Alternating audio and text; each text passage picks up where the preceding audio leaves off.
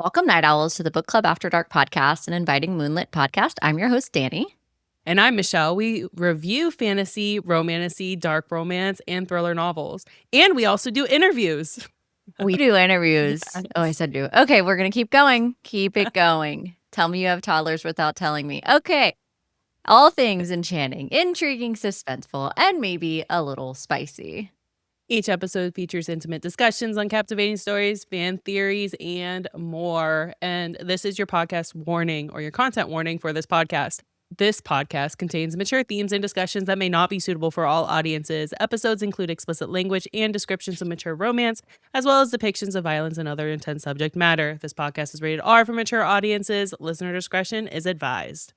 Yep. And going forward from here, there are probably going to be spoilers for maybe the first book of Road of Bones, maybe some Into the Darkness series spoilers, and maybe some ACOTAR spoilers. So just general bookish spoilers, but we won't be going too far in too much depth because we have our guest here. So yeah, there we go. So let's get cozy because the best stories are told after dark. Tonight, we're interviewing Natalie from Nat Just Cakes. If you've been listening to us for a little while, you'll know that Natalie has become a good friend of ours. She's local to the Orlando area. We are so excited to have her back on the show. Welcome back, Natalie. What's going on? Hi, everyone. Thanks for having me. I'm excited to be here. Let's get into it. That's right. Yeah. We love having you on the show. I feel like we've gotten to know you pretty well over the last year or so since we've been doing all this. And yeah, you're always just a great conversationalist, and we love having you on the show. So it's always a good time. We love to talk all of our bookish boyfriends and all that good stuff. Natalie's going to be joining us. We're going to be asking her some questions, and then we are going to take Natalie with us down the rabbit hole, and we're going to wrap with mystery Q&A as we always do. So everyone buckle up. We're getting going. Let's hit Natalie with some questions, Michelle. Let's do it. All right. So let's get into our first question. Dani has mentioned that you've joined us a couple of times. It's been a little bit since we had our first, it's been over a year since we had our first interview with you. So can you tell us, especially for our new viewers and listeners, just tell us a little bit about how you got started with Nat Just Cakes? Hi, everyone. My name is Natalie. I am the owner and creator of Nat Just Cakes. I am a custom cake studio that specializes in book-themed cakes, mostly romance-themed, but I do dabble here and there with other genres. Basically, my business has been open since 2020.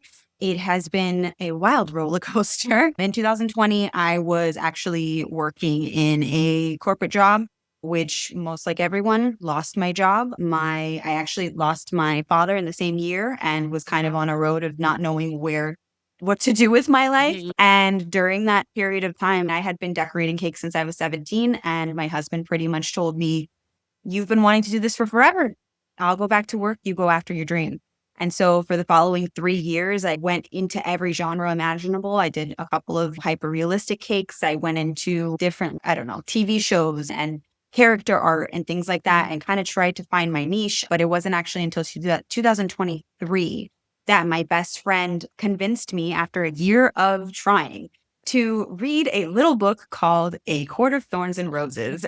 And I became obsessed, like most people, and ended up going and was like, I cannot get over this book. I really want to express my love for it. I don't know what to do. And so I basically asked my best friend, "Do you think it would be silly of me to make a book cake for it?" And she was like, "That's your art. You should go for it." And so I made a dresser, first made a dresser drawer, still felt like I couldn't get it out of my head. So decided to make a very large cake for all of the books. And it went really big on socials. I thought it was going to be something people were going to think was ridiculous. I genuinely didn't think that people would connect to it the way that they did. And then I just kind of started meeting other friends who liked books, and they started introducing me to other books. And then I started posting about cakes that I was making for those books, and authors of those books were engaging with that content. And then it just kind of spirals from there. And so now it has been a good 3 years of me doing that. And I have worked with quite a few different authors. I've worked with a lot of indie authors. I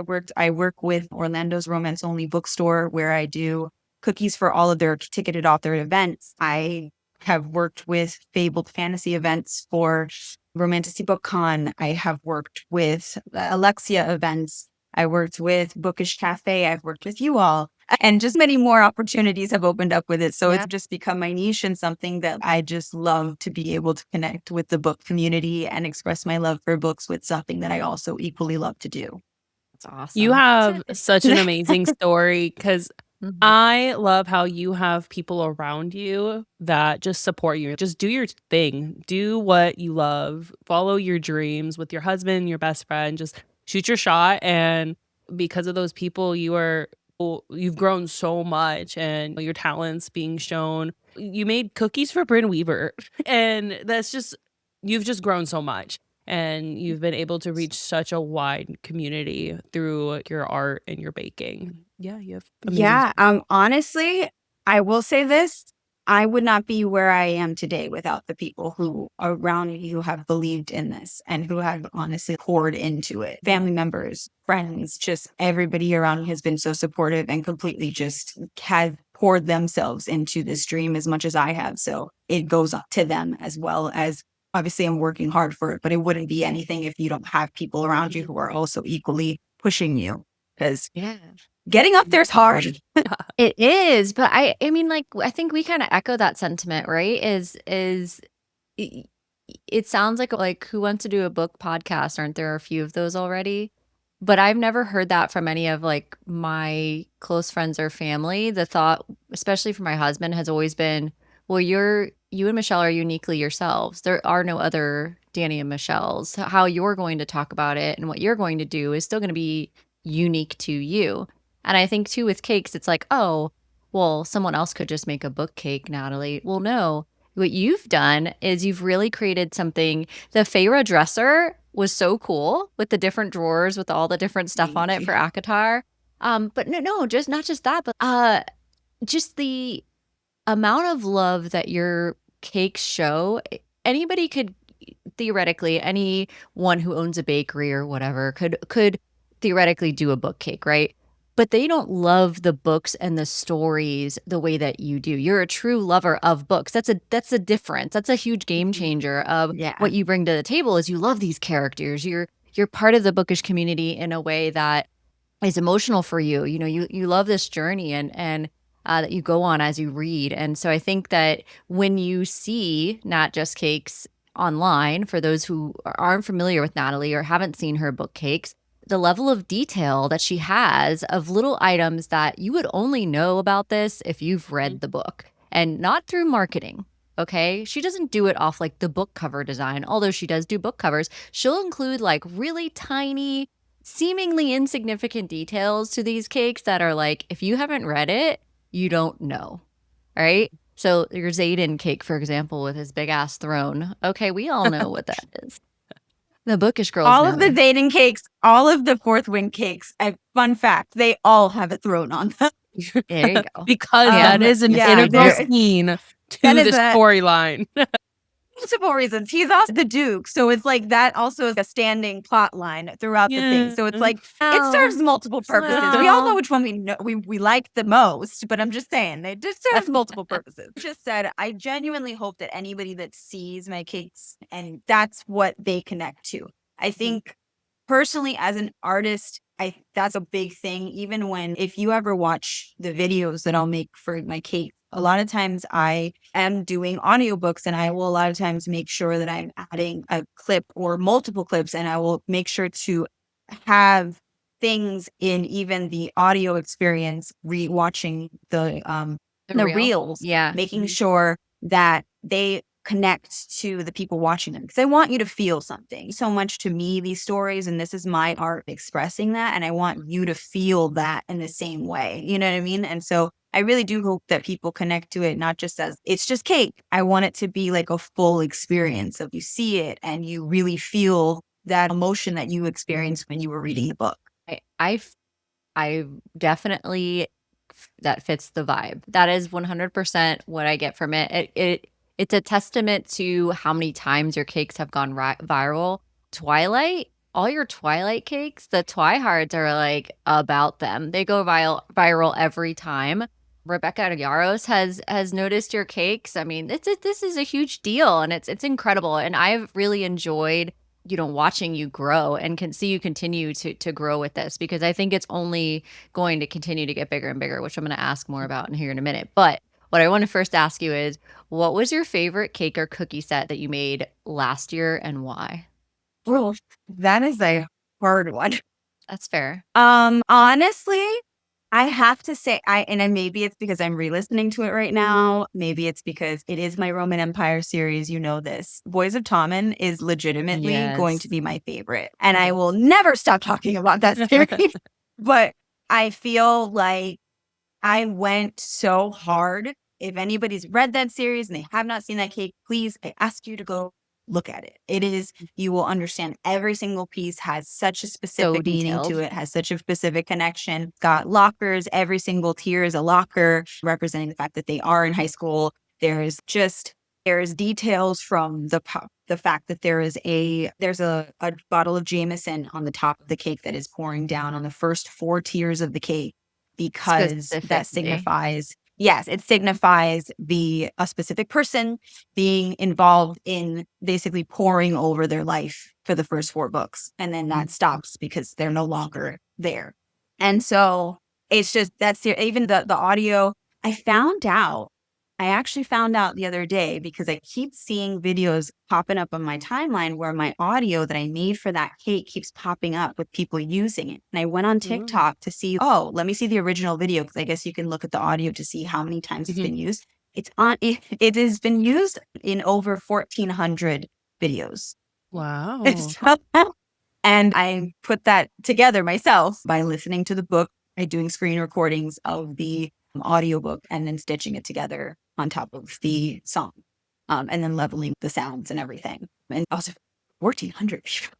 So yeah, that's awesome. Yeah. And that's what I'm saying, is that goes to what I said earlier, is that your level of intention when you're designing these cakes is just incredible. So for those who haven't seen Nat Just Cakes cakes, please go take a look, because they are just absolutely incredible. And for those who have, you know this already, so they're awesome. And let me tell you something too. They taste good. Now, Natalie has made her cookies are bomb. They're so good. And you'll know that if you order sometimes you order the, what is it, royal frosting, forgive me, right? No, royal icing, right? Royal icing. Yeah. Yeah. So I have ordered or had some of those royal icing cookies that are like very decorative. And the way that they taste like chalk or break apart immediately or whatever. They're hard. No. Yeah. They don't taste good. No, it's like, it was like a fondant taste. Like, I don't know. There's no flavor. Your cookies are so freaking good. And because you seal them, they're good for a while. They're so good. I was like, damn, these are freaking delicious. So yeah. So I just have to say, they don't just look pretty. They taste great too on top of that.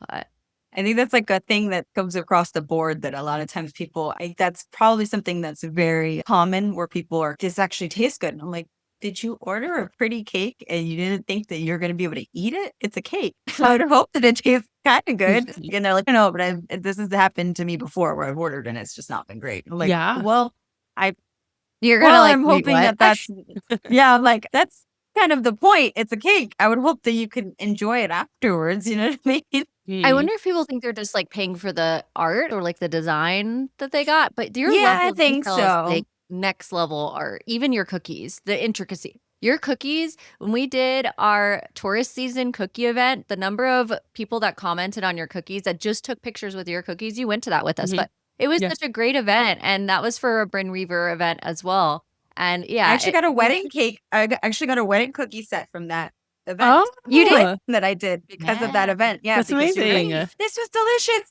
To contact you, and she got in contact with me, and I made her like, I think it was like 6 dozen cookies for her wedding. So. Wow, that's exciting. Yeah, so let's get into a new series that you started that I hope you really continue, because this has been, I love this series that you do. So you started making realistic cakes, and the way when I first saw you take a bite out of the wine bottle, I was like, yes, this is what I want. So talk to us about your inspiration to do the realistic cakes and your process in creating them, because you've done a couple now. Yeah. So the realistic cakes have been just something that I like to do as like a fun, just like a fun thing to do on the side. I don't really do them that often because I don't know. I feel like people think that they look really good, like people that are on my page, but I think maybe because of the fact that I follow like people that specialize in hyper realistic cakes, I'm always like, mine don't look real. And so like this is not my niche. And then people are like, it's amazing. And I'm like, man, maybe I compare myself to people that just, I feel like that's their specialty. So it looks so real that I'm like, yeah, no, they totally be able to tell that was not real. My quick videos kind of get you. But I usually like just will have extra cake and will be like, oh, I'm going to make something for a video. And I'll kind of look around and try to find something that maybe would be a good video. Like I did the one for the ACOTAR book. And it was because I had done one that it was a book, like I was actually like reading a book and I had made a cake that looked like a candle. And while I was reading the book, I went to cut it and somebody commented and was like, oh, I thought you were going to cut the book. And I don't know why that comment stuck with me. And so when I had extra cake and I was like, I think I'm going to make an ACOTAR book for the new announcement. I think that this would be like a cool thing to engage with people about the announcement, which I kind of want to do some more having to do with ACOTAR for the same reason, just because we're getting closer to the time. We're excited. And I think that it would just, Yeah. I think people would really engage with that. But yeah, like I definitely love the fact that people love it. I think it's so funny though, because it's just like, I don't do them that much, but I feel like people connect to those so much. Like they're like, I love when you eat the stuff, like when you make, like you're like doing your makeup and you eat the eyeliner and you like are doing something random in the house. Like you're putting deodorant on and you eat the deodorant. And I'm like, that one every like so 10 fun. video.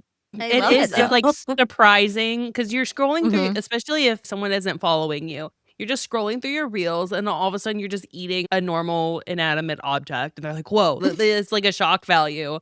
So I wish I could not eat my deodorant, but I wish it was like cake so I could take a bite out of it. That'd make me happy. Well, I'll definitely be having to make some more because I tell you, I've been hearing it so much lately that I'm like, maybe this is a sign. Maybe What do you like wanna you need make? to start making some more of these. What do you want to make? Yeah. I don't know. I've been thinking about what would be a cool thing to work into the whole ACOTAR release because I've been wanting to do more content for that. And so I was thinking of doing like an intuition razor where I was like looking like I'm shaving my legs and reading a book and then I go to eat it. It's like you're so into your book You're and eating then you a go to razor. Oh my God, girl. yeah. People are gonna be like, I don't know if you guys have ever seen the one that I had with the plug, that it looked like a plug, and then I looked like I was putting the knife in the plug, and then I ended up cutting the cake, and people were like, I thought you were about to, and I was like, yeah, no, calm down. That was the point. Relax. That's hilarious. You can make like a throne for like when Fourth Wing comes out, the book 4, make an actual throne. And then just take a bite out of it. Okay. Instead of like sitting in it. Like a huge one. like Oh my God, like a life size. I could always put like make a sheet cake and then put it like on the, I don't know, the bottom or the backing of my chair and then just cut that one part. You know what I mean? Yeah. So That's not like a unrealistic thing to do. There's some people that do that anyways. I've had people that I've watched that it looks like they're cutting something like you would assume that, let's say like they have a flip flop or something like that. And you're like, oh, they're going to cut the flip flop. And then they end up cutting the floor underneath it. Yeah.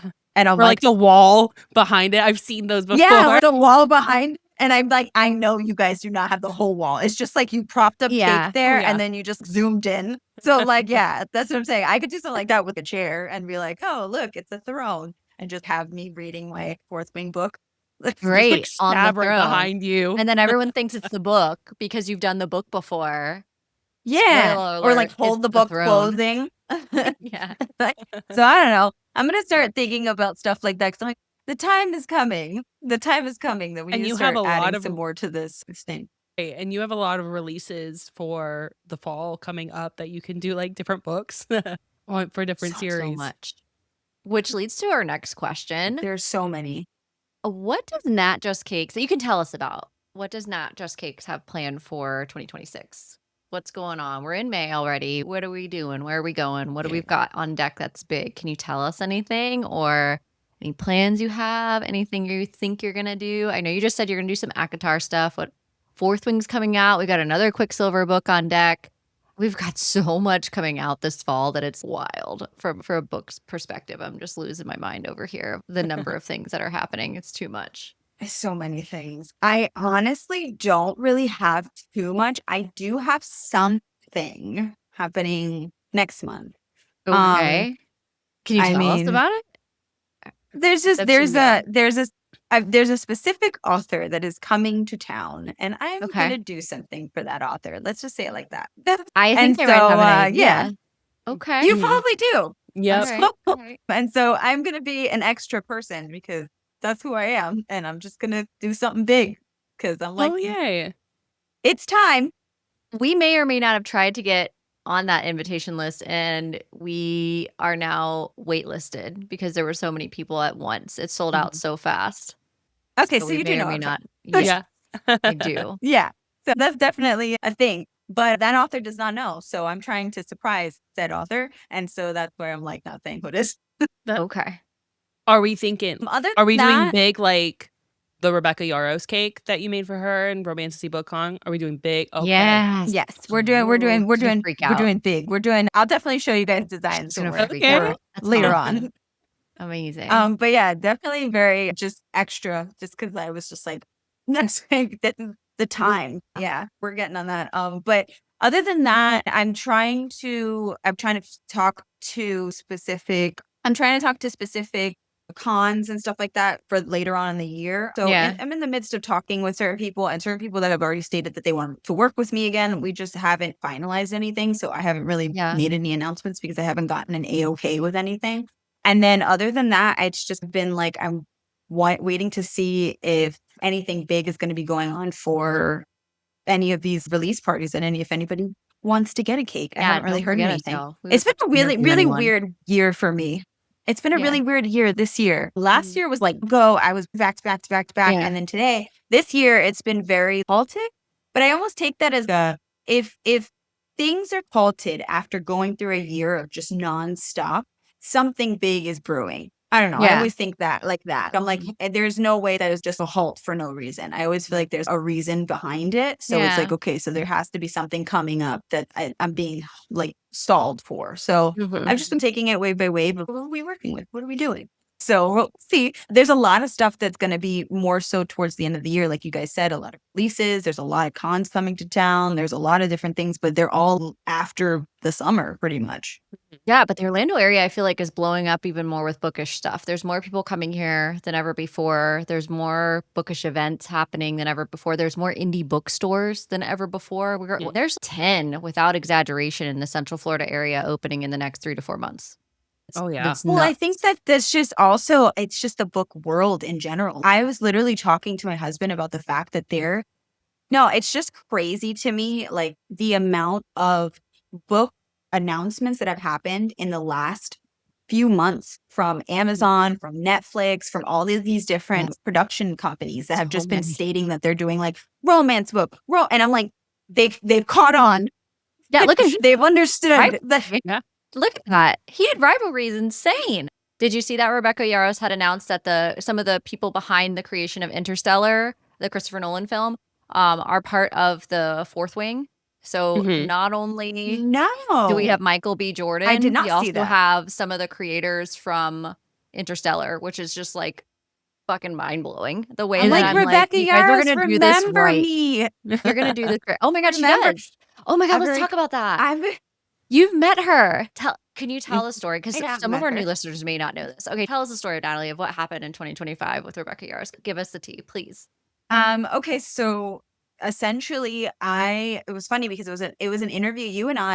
You guys and me had a conversation right before I think I reached out to her people. And pretty much the year before I had reached out to Fable Fantasy Events to work with them, and they had stated that they weren't able to at the time. And then the next year I was kind of felt like that was a good connection because it didn't seem like I was just trying to reach out just because I was like, hey, so you guys have something that I can gain from you. It was like, hey, I tried to work with you before. So hi, you don't have to pay for me. You don't have to pay this pay.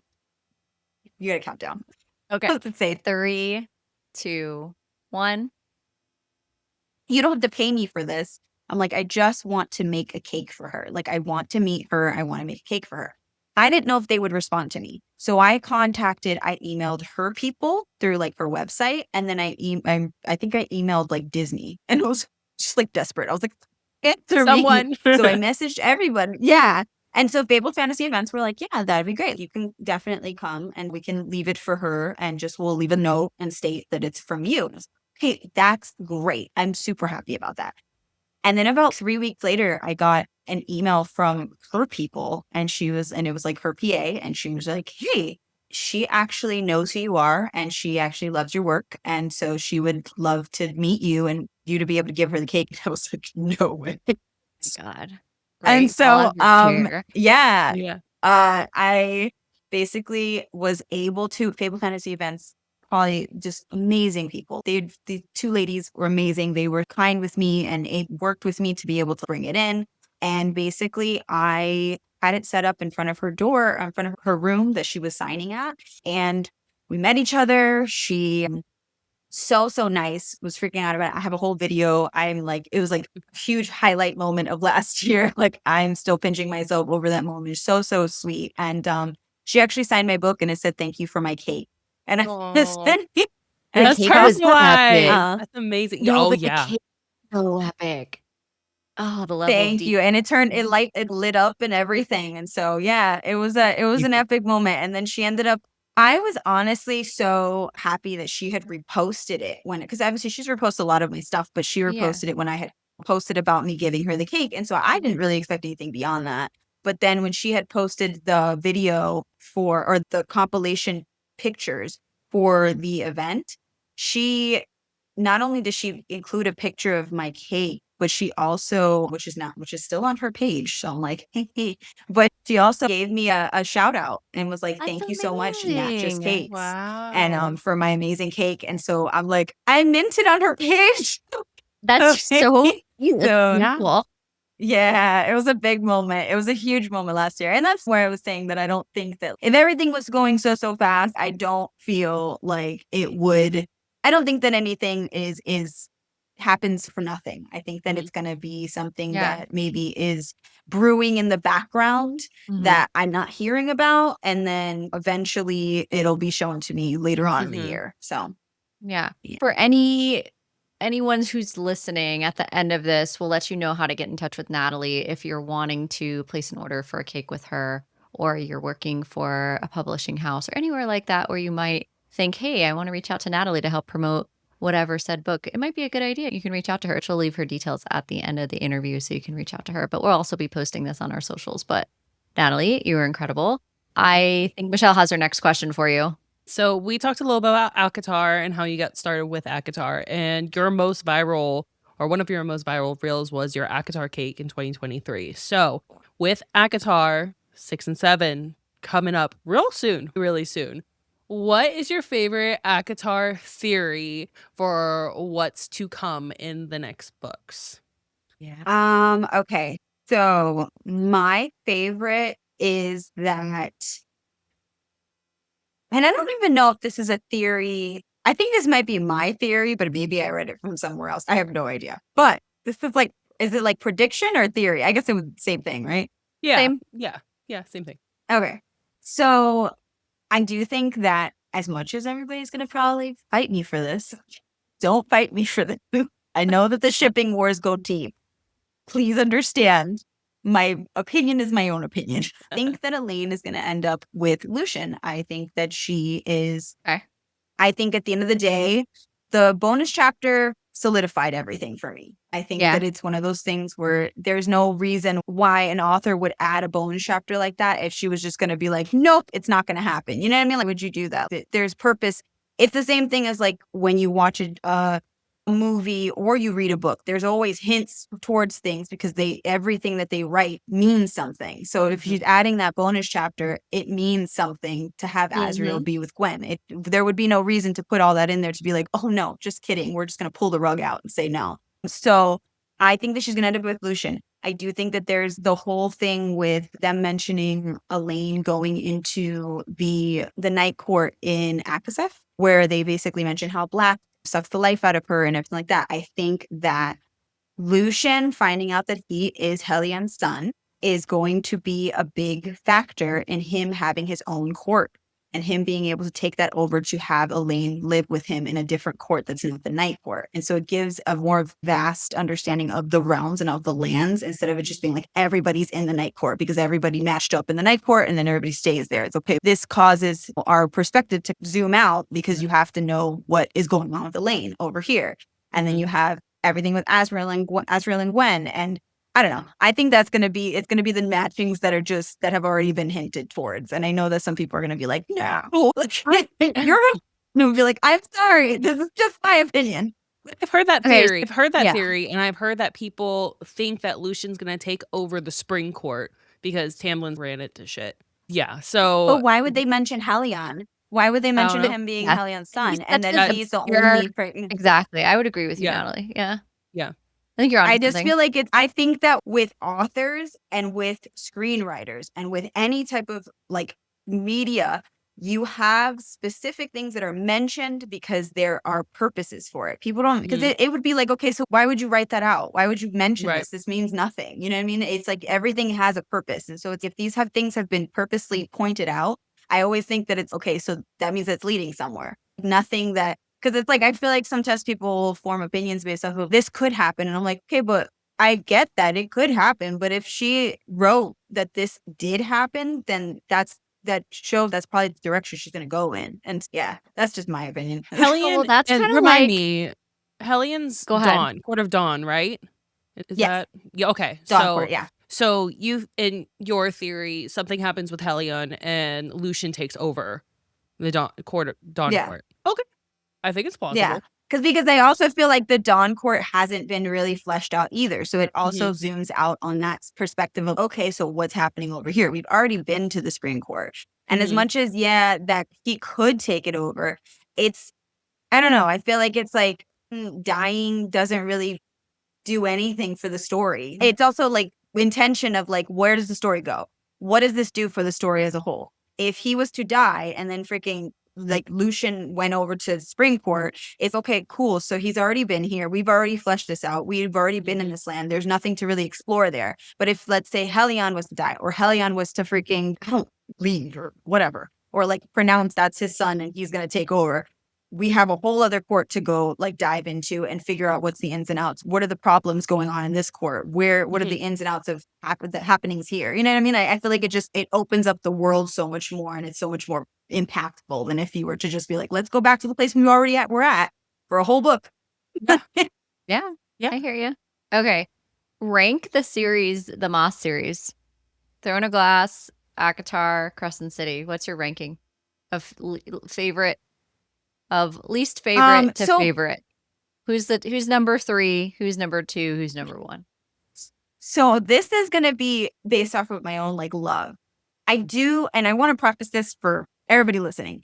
I will never ever fight people when they say that Throne of Glass is her best work.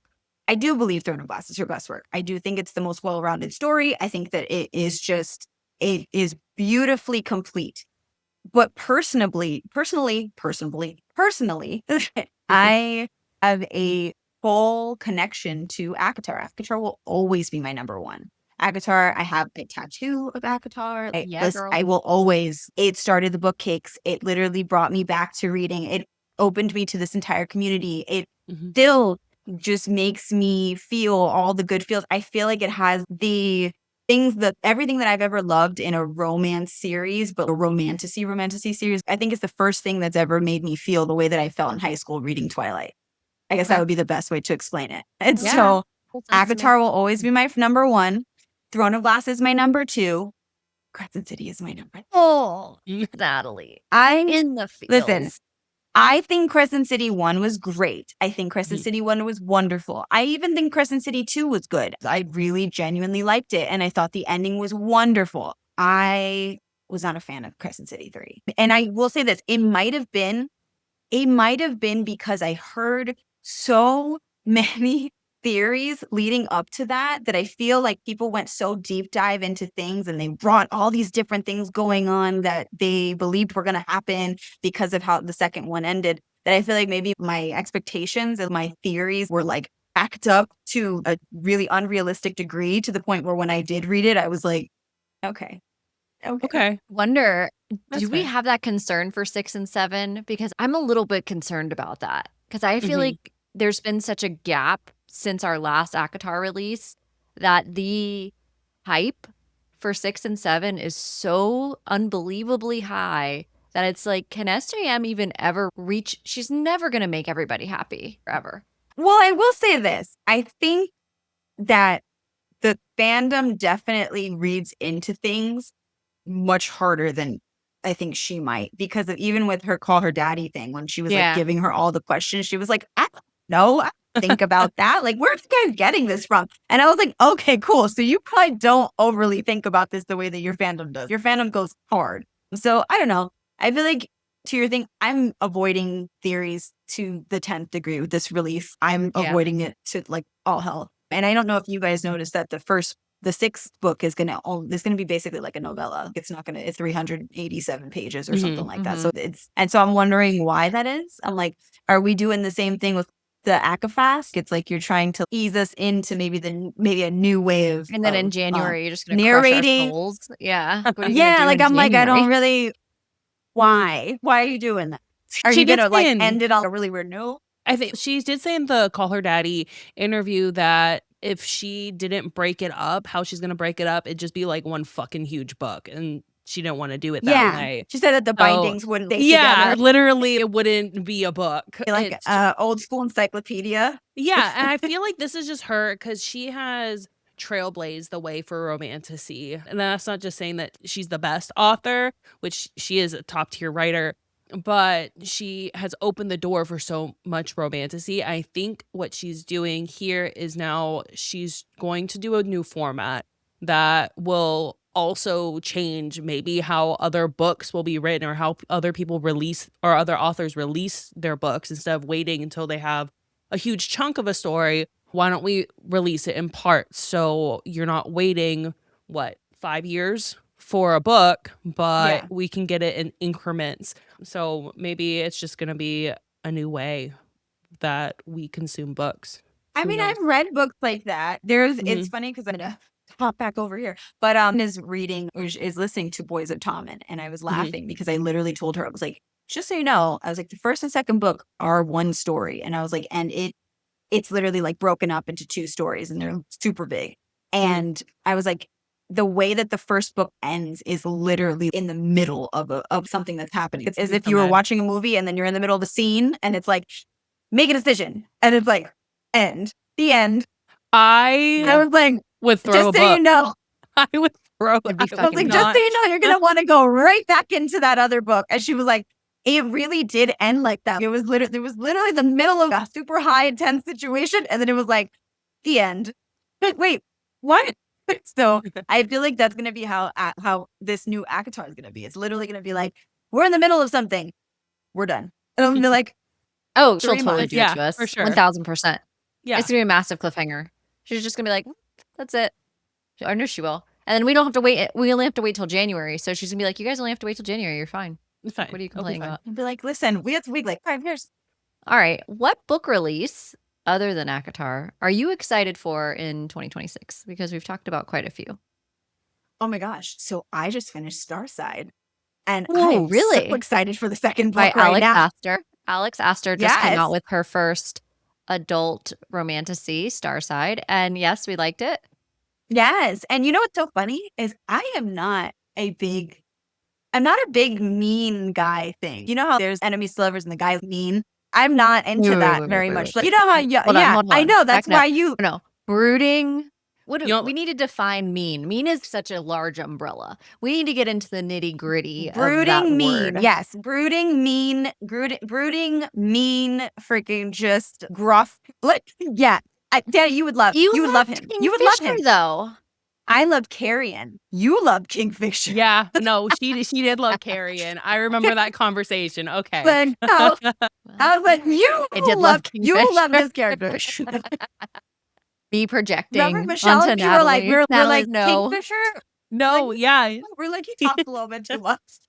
Yeah, no, he talks way too much. He's a dick. But yeah, Carrion. Oh, But this especially in the actually, Plant daddy. Plant Daddy. yeah, Clan Daddy. I'm down. I love a sarcastic funny, like especially like obviously I'm Rhysand for life. I love that whole sarcastic. It's my husband. It's just sarcastic and very sure I want to be with you. And not there's no wavering. Or I want to be with you, but I'm also silly and sarcastic. That's legitimately what I married. And We so have it. yeah, We love I that think for that you. with Yeah. we all have a type. Yeah. I was like, and I'm a fantasy type because I know your husband's not mean. No, True. I'm probably meaner than him, I think, if I think about it, but I don't know. I'm gonna ask him what he thinks if he is or mean. He's not mean to me, no, but he's direct. No, but I'm like, I've seen him around you. He's not mean. He's not. I don't think you can But- get away with that, honestly. But anyway, continue. But yeah, I think that you would love him. I'm like trying to think of his name. I'm like, you know how sometimes you'll read a story and then the names will just fly over your Oh, head immediately. afterwards? You close the book and you're like, what did I- what happened? What I'm, was like, the trying to plot think line? of his Who were their name. names? Yeah, literally. But also like Hold on. to what the is it? question of is somebody mean? Michelle and I talk about this all the time. We like our men toxic in our books, not in real life. I think that, and I actually got his name. I think that you would really like Harlan Raker because he is very, very moody and he's like, I feel like he's really mean, but he does nice things for her. So it's like one of those things where it's like he's mean as hell, and I don't know why I like. The grumpy was is it so grumpy interested. sunshine? What are we doing? Yeah. Yeah, it's Grumpy Sunshine for sure, Okay. for sure. Like, and she's a really like sing FMC because I feel like she's still like on the I'm being positive about this, even though these really crappy things are happening around me. And it ended on a space where I was like, okay, and it was very slow burn. And then when it hit, it hit for so long. I was so surprised. So I was like I was like, this scene is still going. Oh my god, it's still going. I think And she's mind been you, I'm- waiting the yacht author, right? So I feel like maybe she's Yeah. like, this is finally her first adult romantasy. Yeah. And I'll be honest with you. She's one of the authors that I have her trilogy. It's above me right now on this bookshelf behind me. And I've had it sitting up there for the longest time. And the way I just haven't read it yet. It's just there. The light, what is it? Lights. I read Light Lark. Light Lark, I thank you. thought I did. I was going to at one point because when I posted that compilation video, the one that's like my one really big one that made Yeah. me like be big or whatever, she commented on it and was like, "Oh my god, this is amazing" or whatever. And I remember I was like, oh, yeah. and then I just never went. I don't know why I didn't get around to it. Like I just never did. And then it kind you of gonna make a- finished. And then I had heard people.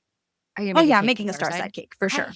for sure. Yeah, I already amazing. like Well, now commented and have to everything. read I was like, I think Yeah. Starside cake. I really liked it. It was a very interesting world. It was a very Okay. interesting world. It was a very interesting world dynamics that I thought was really cool. Very much had to do with steels, like with different kinds of metals and with swords specifically, and how like the swords hold different kinds of powers and stuff like that. Like it was very interesting. It had to do with the gods and she clearly has something like some type of thing going on with her. Okay. And so yeah, I really, really enjoyed it. I think that you guys should try it.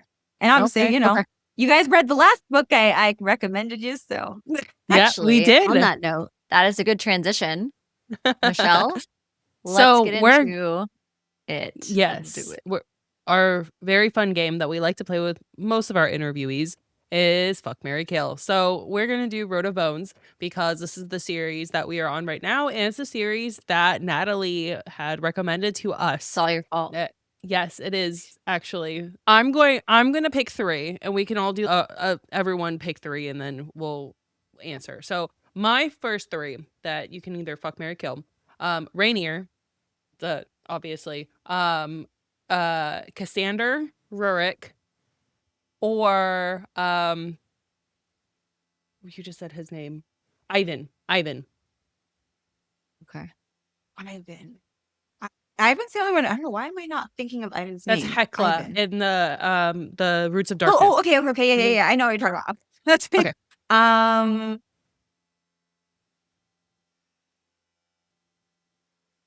Rorik, That's a Rainier, really or tough Ivan. Okay, one. so I think that's I tough. would fuck Ivan. Yeah. I would marry Rorik. I love Cassander. Cassander's my Me too. like, of course. Like I love Cassander. Michelle, me and you. Yeah. I love Cassandra. I like Cassandra from the beginning, from the first time he came on the page, and he was just like I loved his character. But again, sarcastic. We all know who knows I what he love wants. Yeah. now. Charming, but also kind of an Mine is ass. not. Charming. Nope, he's not. So do you like Cassandra's Rainier? not Is fun. that what is that Yes, you? of course. Oh yeah, I was gonna He say, I does. was like, well, Obviously. Does. grumpy. There's not even a chance. He's the first, without a doubt. No, Hands well, Cassandra, and like, but that's what I'm saying. Me and Michelle, same. But you're gonna like kill off Rainier? I would kill off Rainier. I like Rainier. Don't get me wrong. Brutal. Wait, fuck Rainier. Maybe. Just because Maybe. I feel like maybe. I don't know. I feel like I loved Ivan, but he just pissed for like me off. Rainier, I feel like Ivan was like He was I devoted. feel like he'd be more likely to fuck me. Yeah. Rainier would be like, I mean, he was like, get very. the fuck out of here. He paid attention to detail for multiple occasions. Ray didn't pay attention to detail? Yeah, but Ray did after he was like, and he was like angry and did not He want had to have other- anything to do with anybody. Our guy had other issues happening with him. Okay? He did. No, He he had did. some He had things complete reason to work He had out. complete reason. He He had complete reason to. I'm never going to Yeah. take that away from him. And I love Rainier, but I feel like it took a minute for me to get there. I've liked Ivan from the beginning because Ivan freaking was like very charming and very like Fearless. not guarded. Rainier in the beginning was like, That's fair. It's a slow I burn. can hate everybody. Get out of here. Yeah. It's Very it's slow for your- him. It's your choice. So that's fine. All right, Danny, what's your choice I then? love them all. I already answered this because Ivan pissed me off. So he's, yeah. And then, Rainier. So Natalie, Michelle hasn't finished all the books yet. So I'm like going to hold off on some of my spoilers. But Rainier, Mary, all the way. Not even a question. Yeah. Yeah, I haven't finished Dawn of the North yet. I'm through it. And I just then- haven't finished it yet. I actually, killing off Cassandra Rurick is not, I hate that. So I'm going to flip it. Ivan has to go. So Ivan has to Cassandra. go. And then do you We'll bang marry Rainier or Cassandra. do you fuck Rainier? Rainier. Yeah. Okay, you marry Rainier. Yeah. Like Rainier. And that's the thing that's like tough. I like him a lot. It's just one of those things where I'm like, would you even be open to Well, that? But look, Natalie, this is for Natalie only. Michelle, close your ears. Some of the reasons that you fuck Cassandra are very specific to him and abilities. I know he's a shifter. Like, I know he's a beast. Like, I know that part. I'm just saying. I get it. Ah, me have but my you own- know what? That's my choice. But also, I honestly, I mean- want all of them to live because I actually love all of them for different reasons. And that tells I do Demi too. Winters the ability to write really in-depth male characters in a way that, even though they're complex and somehow unlikable, all of them are. All of them Mhm. are. They've all like Yeah. been shitty at some point or another. Yes. But she still writes in such a dynamic way, which points to why when you said this is going to be another like series that people are going to love, and it just hasn't picked up yet. I know you told us that when we talked about it at Romantasy BookCon, and Demi Winters was there, and she's going to be on the show in June. So we're like ecstatic about this, but I went and I read Road of Bones super fast. And then I was like, oh, thank God there's more than one book out. There's multiple books. I don't have to wait. There's a few books out. Okay. And then Hecla's my girl. Okay. Oh, The way she's I awesome. identified Mhm. with Hecla. Oh my God. I love her so much. She's like one of my favorite characters I read this year by far. Like she's just fantastic. Really? And she's a That's side awesome. character. Mhm. Like she's a side character. She gets her own novella, but like, I just think Demi Winters' ability to write multiple points of view very well, and just her ability to really be inclusive of so many different types of people and backgrounds. And Mhm. she has a gift and a talent for that other authors, I think it's a big part of book talk going broader, is that a lot of the feedback for some of them is like, oh, you're not inclusive enough. You don't have enough diversity, whether it be disabilities or ethnicity, whatever the case may be. I just think Demi Winters has this incredible ability to write really in-depth characters, even side characters, very, very well. And I'm really glad, Natalie, that you recommended the series to us because you were totally right. It's fantastic. I've been Mhm. loving it. Oh, and can I Yes. say, Demi is such a sweet person. I'm like so excited for you guys. She's We're so such a sweet excited. person. I actually had the the privilege of meeting her at Romantasy Book Con, and basically was like, before I made a cake for her book, and was like, "Hi, I love your series. I'm gonna be making a cake for you." She's like, "Really?" I was like, "Yeah." She's like, "Oh my God, that's amazing." And then yeah, she's been so supportive of my work, and I'm so excited that you guys went into hers and that she's getting just more praise for this series. It's so good. And it's so different. Like, I feel like it's so different. Yeah, Yes, we I don't think so really too. see Viking-esque, like Nordic type of romantasy series often. So I can't pronounce half the shit, but I love it. Yeah. You didn't? Did you do the So Well, fuck, if Mary you guys Kill, Michelle? get it, I did not Did we? yet. no, she So didn't. Go. okay, You better go. so I would marry Cassander because I love him. As soon as he like that relationship like sparked, I was like, yes, you're my guy. Right now, so I just finished Roots of Darkness. I'm only a little bit into Dawn of the North, so I'm pissed at Ivan because as of right now, he's betrothed, and how are you gonna make Hecla taste colors and you're betrothed? Like, I'm sorry. So I'm pissed at him, so he can go die. I'm assuming he probably comes back, but right now he can die, which leaves Rainier, which honestly, Ivan, I feel would be a better lay. How? You're betrothed. How are you going to do that? Me and Hecla. Michelle are You guys, do you even read the same books as me? Like, I swear. everyone has their own, things. I like Rainier. I totally actually love kidding. Rainier. Like, I love Rainier after the fact when I I like- found out the whole scope of everything. Natalie, Just she's not him to there get yet. there. She's not there yet. Well, I Slow love down. Rainier Come on. for Scylla. I don't love Rainier Yeah. for me. I love Rainier Well, for this is true. Scylla. That's fair. I would like That's why to we're taste playing this game. colors. I don't know what does magenta taste like. If I see green, what do you mean? Same, girl, same. Why is a color honey? Like, I'm I sorry. fear, Michelle, that you may be living in the mortal realm like we are in this day am, of but I'm our your Lord mortal. of year of our Lord of 2026 on Earth. And I'm unfortunately, still we waiting are for my not. Hogwarts letter, so yeah, It is it's what I'm unfortunate. saying. All of us. So the magic just hasn't hit yet. So, one day, hopefully A girl soon. can dream. A girl can dream. I would like to taste whatever yellow is. I think the best we've got is yellow snow, and I don't think you want to be tasting any of that. So with that, we're going to move on to, luckily we're in Florida, we don't have snow. We're going to move on to our next segment, Down the Rabbit Hole. So Natalie, usually what we do is we go down the rabbit hole of a bookish drama or something dramatic going on in the bookish community, or like something related to the bookish community as a whole that's interesting, or something that I feel or that would be value add. And so today, what we're going to be talking about is something that has gone on for a while. And because this most recent, happened a couple weeks ago, and there's a lot of been discussion about it. And I know we were talking about some of the cons, like the conventions that you're going to attend or not attend, and how we've attended them before. And so I thought this particular thing that has been going on would be an interesting topic to discuss. And what I'm talking about is the most recent viral video that since got taken down by the original author, but May 2026, so just a couple weeks ago at BookCon, Tracy Dion, who's the author of Legendborn, which is a major YA series, right? Yeah. Was doing her book signings. Did you hear about this at all before I preface, Michelle or Natalie? Have either of you heard about this yet? There was a few different things I heard about that went on in BookCon. Like there was a few different dramas that I had heard about, but I don't know if this is the one that you're talking about.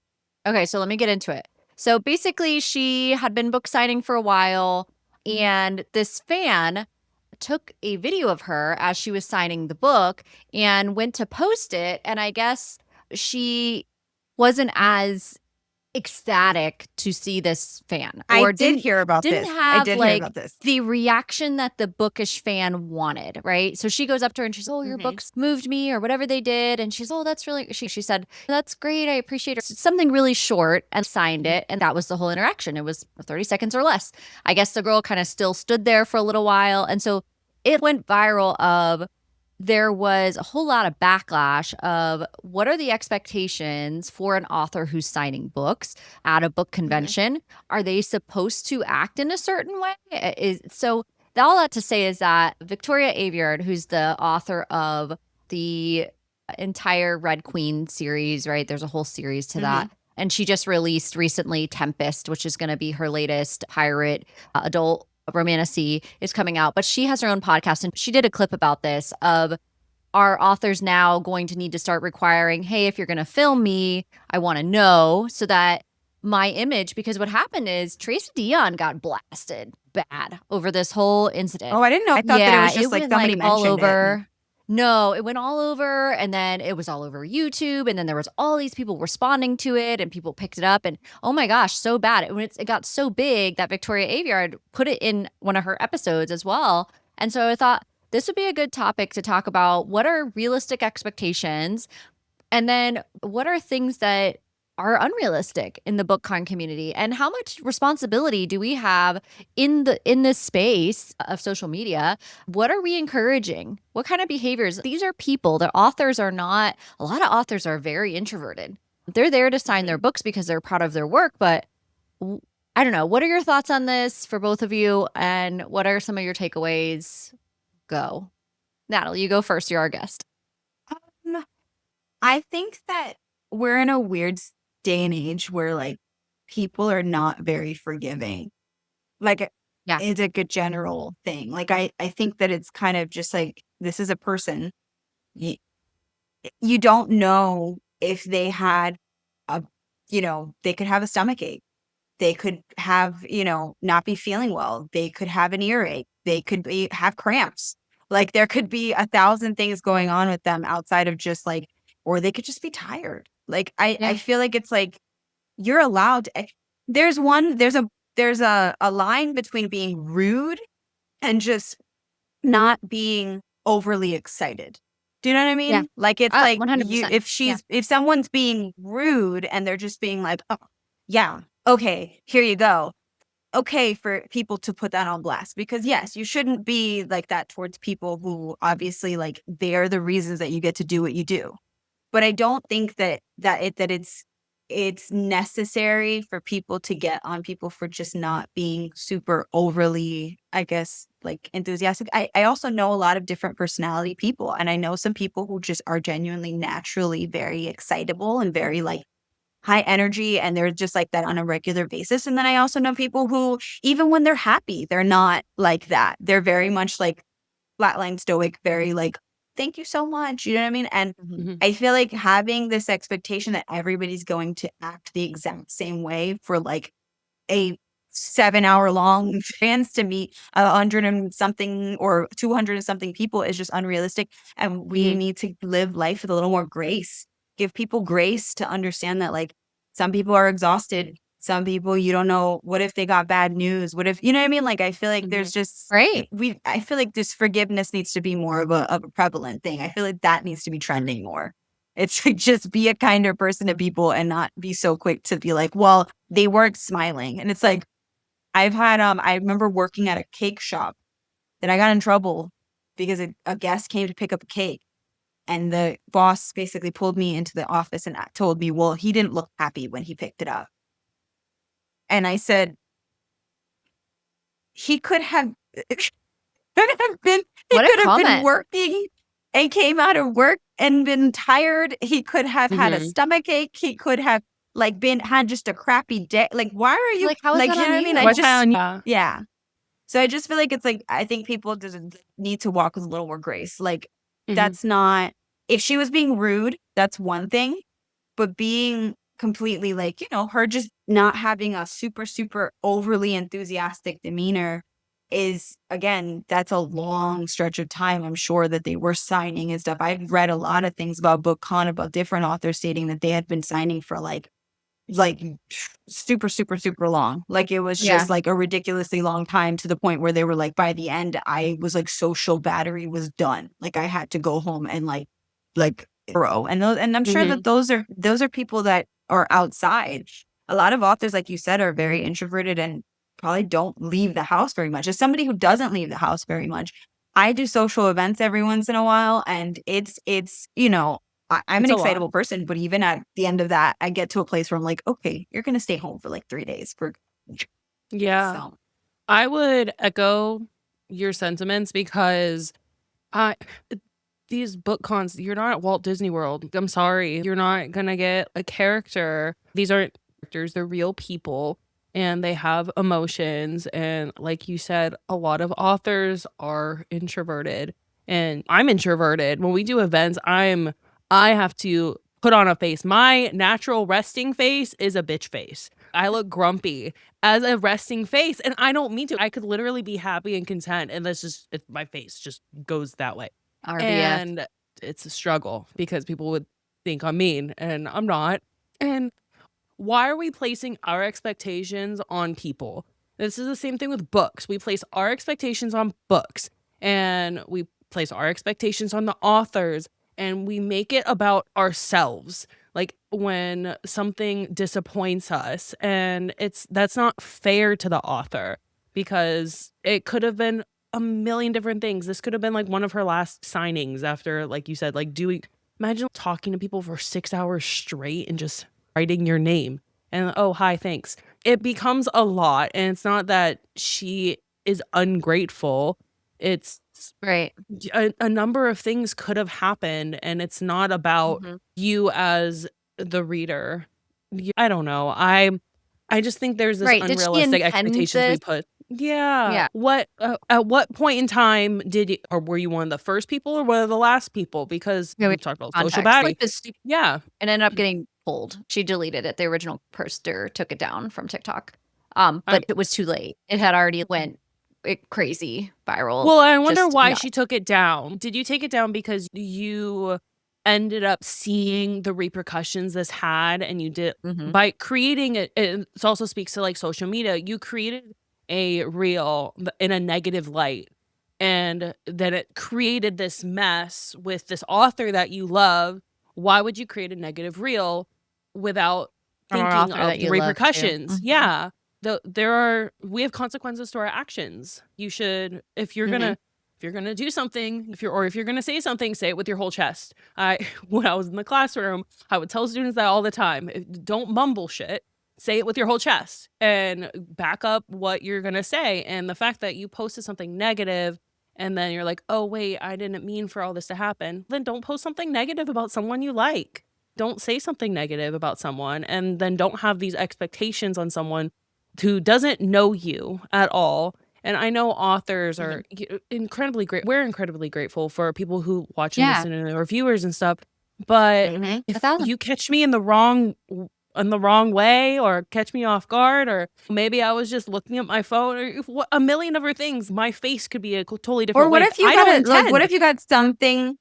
What if you got like news about your child, or you Right, got Right. you know what I mean, Like a and you had to text or finish the something line. in the middle Yeah, of and you had to that. finish Yeah. the line, and you were like, "Oh, I can't stop the line. I have to continue." Or you know what I mean? Like there's Yeah. just a Right. thousand Your and one mind things. isn't Like, there. people are Like, humans. yeah.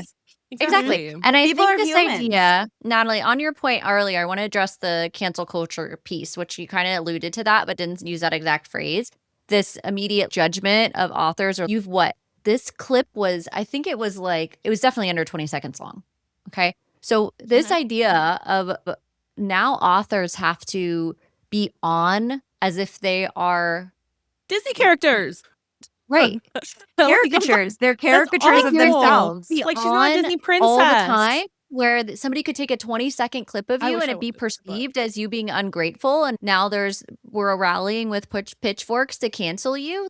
I think that sends more about the negative side of the book talk and bookstagram community than anything else. Is that, and I will say this, the vast majority of authors who have come out in support of Tracy have been overwhelming. And this idea of now, are we going to have something else in place for the safety of our authors that says, hey, if you haven't told them that you're going to record, can you tell them you're going to do a recording? And Like, then we're that at ruins point the in a public experience for space. everybody else. So if somebody's shy and just wants to take a video of their favorite author because they're afraid to go get up and get a signature, or whoever knows what the reason could be, setting, and that we're gonna have to sign a waiver that everybody has to go up every single time to go ask for that. That's also unrealistic and unsustainable. But are we at the point now where authors feel, if we're gonna come out of our hermit crab house of reading and writing in our solitude, to come out and engage with quote fans, now we're possibly by perceived slight, you're gonna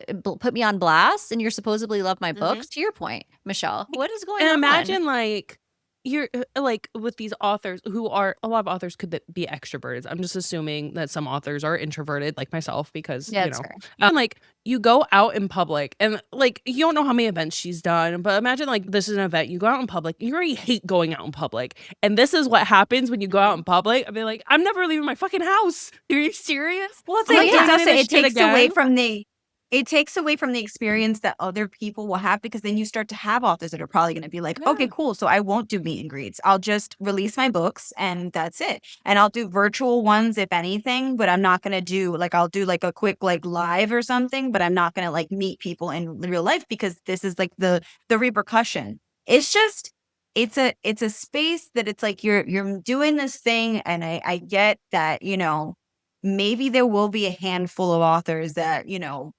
maybe they aren't appreciative, which I very much doubt, because most people Yeah, who no. have gone through through the processes of having to go through publishing, not only doing that, but just also like actually publishing a book, like actually writing a book, like the process of that alone is like just insane. So for people to go through all of that and then not be appreciative of the people that actually allowed them to do what they loved. Do you know what I mean? Like we're all happy that you guys are here. Like we're all happy that anybody is interested in something that we've created Yeah, and is absolutely. showing up for it. Yeah. So Of it's course. crazy to think that like a facial expression in a random time frame would like depict the overall feeling of somebody's emotions. Yeah. Mhm. Next question I have. Do we think that gender might tie to this? If this were a male author of a major series and there was a less than 20-second video of a perceived slight, I wonder, do we think that it would go as viral if that were the case? It makes me wonder if there's No, something to that. I don't think so. I think that, well, I think in a general sense, I think that women are very much expected to be happier. Like we're expected to be very like bubbly and happy and Friendlier approachable and even. and Yeah. and friendlier. And so it's like it's the thing where I feel like if a male was to just kind of have a straight face, they'd be like, "Oh, well, he's probably just like that's probably just his face." You know what I mean? And I feel like even as a female, like if I meet another female and she was to just have like a straight face, I probably would be more like, "Oh, you don't like me," than if I met a male and he had a straight face. I'd be like, "Oh, that's probably just his face." And I feel like that's just like a Inherent bias. that's just Yeah. that's just it's just an inherent bias that we all kind of have, where it's like, oh, okay, It's well, societal. women It's a are just societal like norm. we're happy and we're very like inviting and bubbly, and like especially if we're meeting new people, and men are just kind of like, hey, Man. Yeah, and it's unfair. I think it's inherently unfair by far. Mhm. The idea that women, the amount that we already carry, but then this idea of like woman to woman, there's I wonder if that is a factor as well as to why this went as quickly as it did. And what were the interactions beforehand also? Like, maybe this is just or after. like, maybe this is just We don't even have the whole where context. she was at. Exactly. Or that was just her personality, and she's just more of a flat, not that she's flat, like a flat person. Like, she's not as bubbly. What if she had to Maybe go to the she's still bubbly. bathroom? I feel like I'm like, Who what if knows? she had to go to the bathroom? Like it's like one of those things where like sometimes if somebody's like driving super like like crazy and They stuff, gotta I take a always tell my shit. husband like, "God, he probably take a shit." I was like, take a shit. I was like, don't just let him go. And so like, what if that was the case too? Like I just feel like Yeah. there's so many different reasons that could have Right. happened, That's so and unfair. it's like. It's so unfair. It's like you're walking in this space where you just think that people are gonna be like super like bubbly and like, and I'm like, don't we love characters who are flawed, who don't This have part. it all together and not perfect, but yet we Mhm. expect these authors to be perfect but write imperfect characters. And their characters. Yeah. But I'm saying Not real for you to people. even have that with a Yeah. character where your understanding of a character, and that's not even a real person, and then you have a real person who's like has different range of emotions, and you're like, no, that's not okay because you're on stage. And I'm like, I think that we all kind of need to walk in a space of grace and a space of forgiveness of people and be in a more of a place of being like, hey, let's not assume the worst of everybody that you see on the internet and assume. And I get that, we're in a place and time where maybe that is an easy thing to do, but do the hard thing. Think that maybe that there is a reason behind something, and have the forgiveness and the kindness to look in those situations and be the odd man out, to be like, maybe we shouldn't criticize this person. We don't know what they're going through. Right. And this idea of like, cancel culture, it's so easy from behind your computer or your phone or whatever to be like, oh, I'm going to go cancel so-and-so because I can't believe they just treated you like this. It's a 10-second video. What do you know? You weren't there. Like, what are we even commenting these things for? It's just silliness to me. I'm like, right. And from the person who posted the video, it's okay that you felt taken aback by whatever she was saying. It was not okay for you to post it and put her on blast for it and then feel guilty, because obviously you felt guilty because you took it down, about what happened, because out of a moment of an emotional state, you posted this thing that you, for whatever reason, felt the need to. It created a negative effect. And I don't want to say just because if you feel taken aback by someone who is not happy, I feel like that's okay if that was like, oh, that didn't go like how I planned. Because obviously if you're meeting someone if you ever met a celebrity, you get really excited, and it's okay that the conversation didn't go the way you thought, because that was all made up in your head. This is an actual person. right. It's not okay for you to post on social media and to create all this drama. That is what is not okay from this.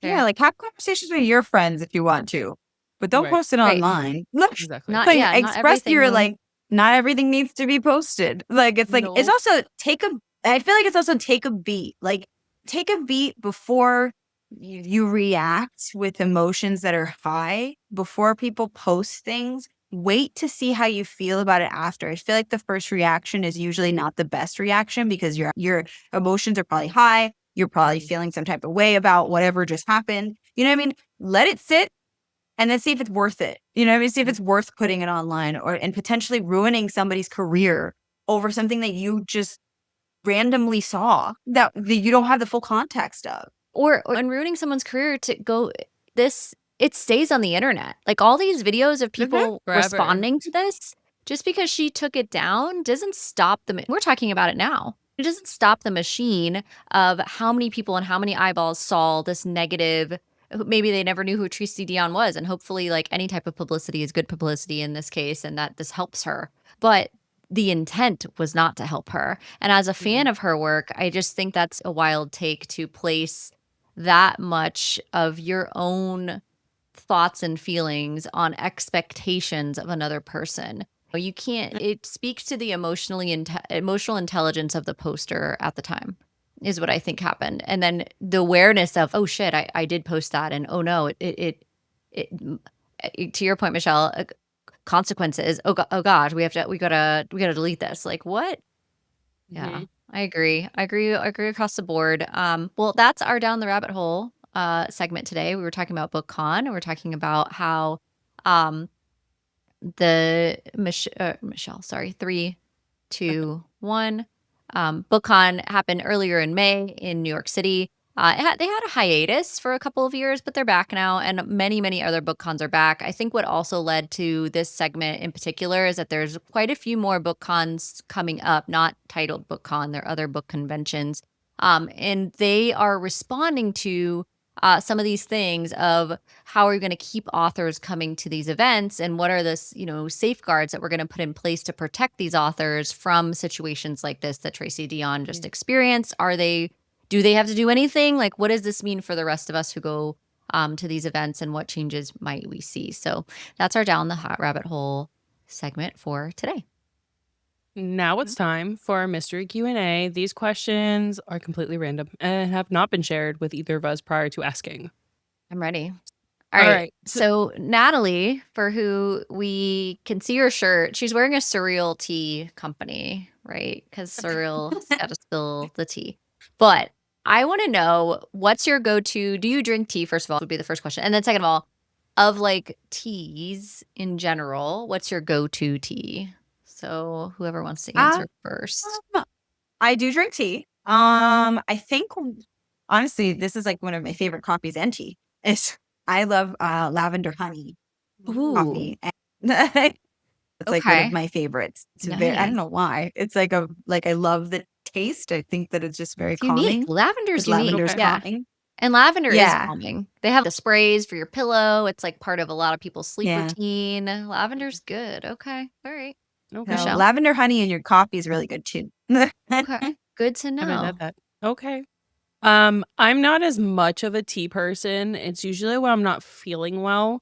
That so I'm Filipino. And it for a lot of Asian cultures, there's like this honey citrus like syrupy thing that we put in like hot water, make a tea out of. So that would be that's usually the extent of like tea that I drink. Like ginger in it? Or What's like in it? green tea. Yeah, it's honey, ginger, and citrus, and Okay. like lemon peels and like juice. Okay. So You like you put grab and it. it's, what is it, like concentrated or something? Yeah, until it's almost like a jelly that you just scoop it and you put it in hot water, Okay. like boiling water. You Okay. grab that jar. You're at my house and you grab these. You're like, Oh, what yeah, is I this? know. I was like, what is this? Yeah, I remember that. I'm like, Yeah, yeah, yeah, it's yeah. tea. Don't worry about Okay. it. So that's usually like when you're sick. So that's because it's hot. I don't tend to drink hot drinks very often unless it's like coffee that I need to wake You up know, and like that iced. it's only hot. I don't really care for iced tea, Okay. honestly. Occasionally, if it's like This doesn't like tea. there, yeah, I'm not. I'd rather drink a coffee. I don't know. I'm just, Okay. yeah. What about you? Okay. I like all kinds of tea. I like chai tea. I like matcha tea. I like green tea. I don't like jasmine tea at all. I don't like the flavor of jasmine at all, but I do love lavender. So for me, this question is mood based. So it depends. If it's like cold outside, I would love to wake up. I'd have a cup of, British breakfast tea. But I literally last year when we were in London, there's a bunch. Tea is obviously kind of big in the UK. If you didn't know that. It's kind of big. So they have tea time Just a and there's a little whole bit. thing, but there's a lot of like tea places like that sell loose leaf tea. Mhm. And I love loose leaf tea, and that there's so many different types. There's white teas, or I mean, they have so many varieties of flavors now of tea. It's really cool, and I actually love tea. I think tea is great, and I've been kind of on I was on a coffee kick for a long time, and I've been bringing tea back into the fold, and I'm enjoying tea again. And I have so many different versions and varietals of tea in my kitchen at all times. I enjoy tea a lot. I love adding honey to it. You can add milk to it. You can add whatever you want. You can cook with tea. Tea has a great flavor to it. I love iced tea. Look, I like tea. I know that's my question. That's why I wanted to know how we felt about tea, and I think we got our answer. So Michelle, hit us Okay. with a question. Mine is, you guys played Pokemon when you were a little younger, maybe? What's the question? Let's do it. No. Which no. Oh, Well, no I would, Pokemon background. Okay, no. how generic of Okay. a question is it? It was gonna be, what was your Pokemon starter when you were younger, or what now? What would Michelle, be your that is Pokemon so starter? niche. What? It's are you I think fire, water, or Like a electric? magic, That's it. right? That's Is it like Magic the Charmander, Gathering or something. Bulbasaur, or Squirtle? Those are the three. That's fair. The, I just okay. like that one seahorse one. That's like the water one. Horsey. Okay. Yeah. Okay. Okay. So we're water type. Okay. I like the psychotic ones. The psychic ones. Oh, I like with the Ah. psychotic one. I'm like, which one's psychotic? Well, they all are. Like the Psychotic, I was like, Mewtwo. You that know, they sounds use like- the Yeah. Mewtwo, like the ones that have that use like the psychic powers. Oh. Yeah. Mm, And okay. he has his own movie. Yeah. That's See, true. no Pokemon. We already answered your A question. little bit. Sure. You want a I different was just- question? No, that we can go with it. And because I always played it with my brother and the Game Boy. We had our Game Boy Colors and we played Pokemon Yellow. And I would always pick a fire type. So mine would be Charmander, or which would turn I into do like Charmander. Charizard. You have an older brother or a younger brother? I have an older brother, and he is right now working on That's moving why. to Japan. And so when he goes, he brings back Pokemon stuff. But yeah, I have an older brother that got me into it. I was gonna say that's probably why. Because Yeah. I'm like usually because Danny, you have a younger brother, right, Danny? Yeah. Yeah. I was gonna say if you because my husband is only boy, and there's Mhm. 2 siblings, and his younger sister is like into all the things that he was into in high school, yeah. and like, and Oh, so, that's funny. and it's because he was always like showing all the stuff to her. So she's like, she plays like World of Warcraft with him and all this Aw, other stuff. And I'm that's like, sweet. Oh, that's cute. I'm glad you have Natalie someone good eyes at me. rolls her eyes. Yeah. Good for you. That's good. That's good for you. Natalie, you can give us a mystery Q&A question. You can ask us anything you want. We'll flip the script, so we'll get asked a question. You can ask us whatever you want. Natalie, anything you want. Ask us a question. Let's see. Since we subjected you to it, you can do it to us. Ooh, what is like? Do you have a god tier character? Oh, That's a Like tough one character question. that you feel like is like your, and it could be for any reason. Like it could be like your like, all right, so we'll maybe make it more specific. What is give me like at least one female main character that you absolutely love. of all time, it's probably Bryce Quinlan, but I really loved Harlow in The Poisoned Daughter by Sheila Masterson, which is a standalone. It was a 6-star, which I don't do 6 stars, but it's over a 5-star read for 2026 for me. And also the FMC from Daggermouth. I loved her too. And like all 3 of these female main characters have kind of the same type of like no nonsense badassery that I've come to enjoy. So that's Shadira. Do you is feel the like you lead of relate? Daggermouth. Yeah. Well, Shadira is the lead of Daggermouth. And then Bryce Quinlan, of course, is from Crescent City. And then Harlow is the lead from The Poisoned Daughter by Sheila Masterson.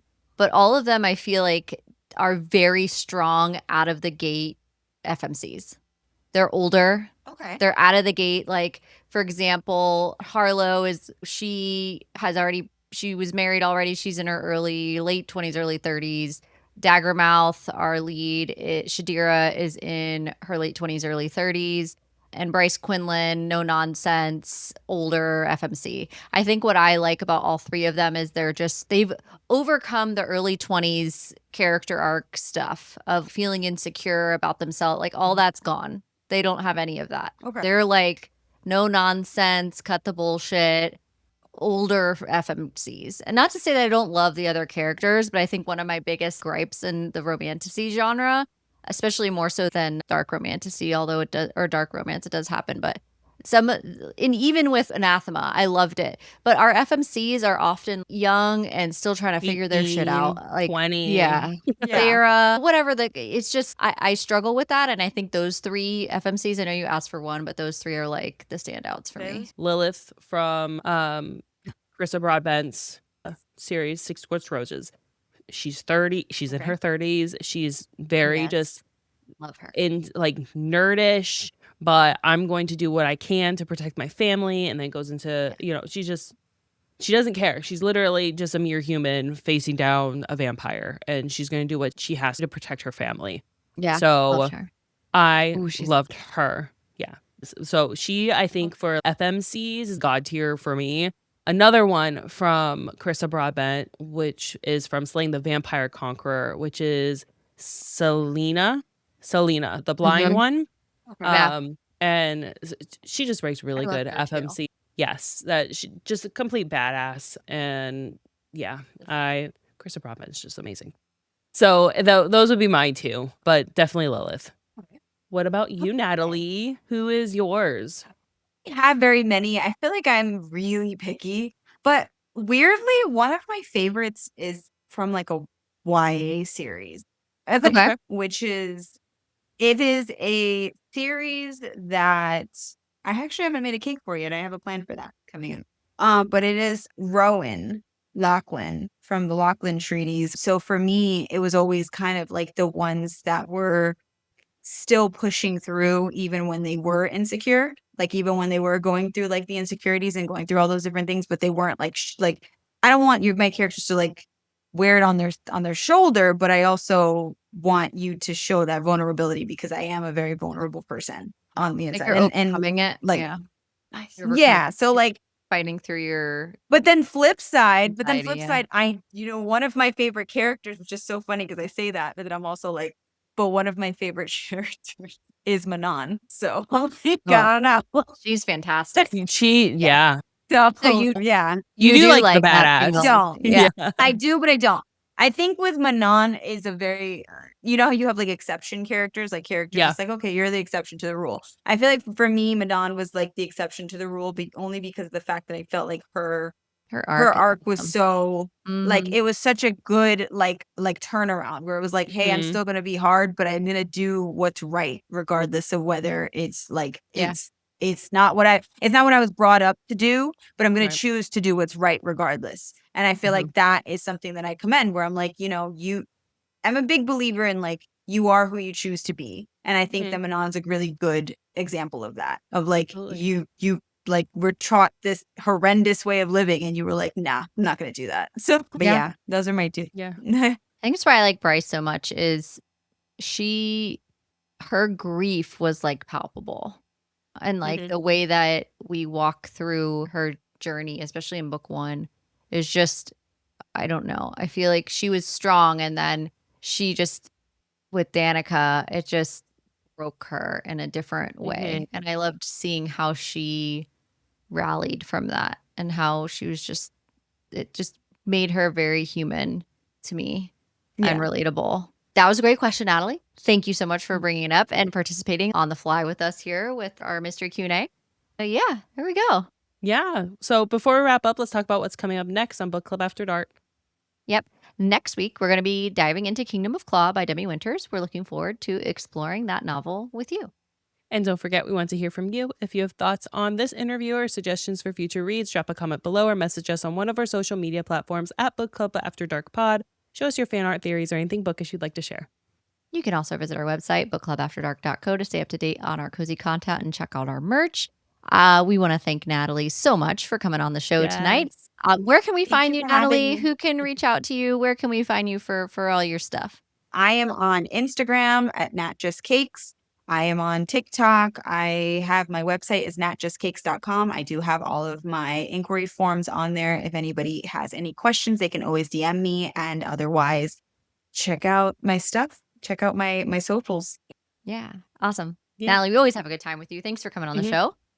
Yeah. Thanks for having me. All right. That's all for tonight. Sleep tight, night owls. Until next time, happy reading.